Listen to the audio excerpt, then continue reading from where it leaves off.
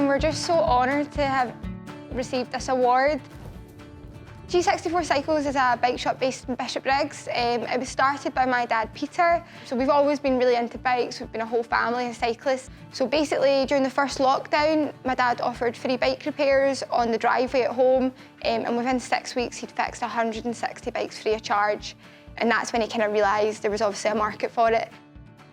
So we've always been really, really passionate about charity work and giving back to the community.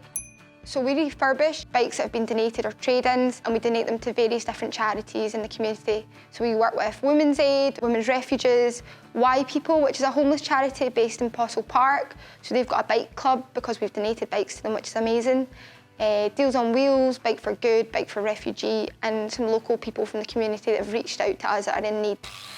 Being a green business is so important to us, especially with the climate emergency. So we recycle all of our old tyres and inner tubes, and cycling actually contributes to 44,000 tonnes of old tyres that go to landfill each year, so we're really glad to not donate to that. And all of our scrap metal is recycled as well. We also are looking into options of starting a social enterprise and kind of continuing this charity work, and maybe one day have a community bike shop that's going to do some real good.